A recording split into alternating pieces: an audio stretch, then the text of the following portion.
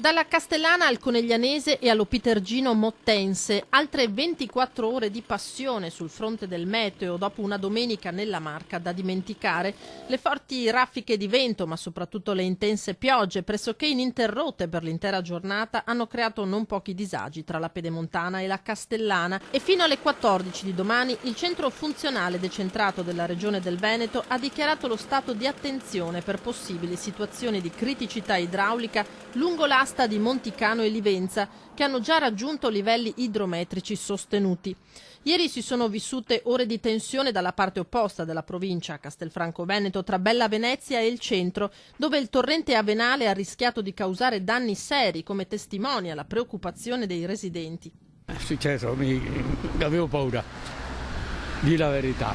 Il peggio è stato sventato grazie alle opere realizzate dopo l'alluvione in Veneto del 2010. Questa è la cassa di espansione alla zona Prai, chiamiamola così, ed è quel che è servito ieri a salvaguardare la città di Castelfranco Veneto da una tracimazione dell'Avenale. È un'opera che è stata realizzata dopo le alluvioni del 2010 e si è resa, ieri abbiamo capito l'importanza di quest'opera.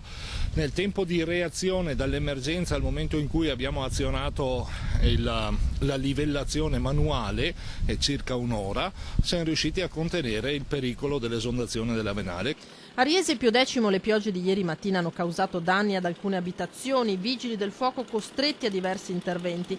E mentre anche sulle montagne trevigiane è comparsa la neve, questo è il Monte Cesena, a ridosso di Pianezze, le precipitazioni hanno causato anche frane, come quella monitorata da pompieri, protezione civile e comune in via Molinetto a Refrontolo. Terreno zuppo d'acqua che insieme al vento ha causato la caduta di diversi alberi. Ieri ad Asolo una quarantina di famiglie è rimasta senza corrente in via Caffaliere e via Cagiupponi. Alcune piante hanno tranciato i cavi dell'elettricità, si è dovuti ricorrere all'uso del gruppo elettrogeno. Oggi in mattinata vigili del fuoco ancora al lavoro, questo è il parco di Villa Cornera Vedelago.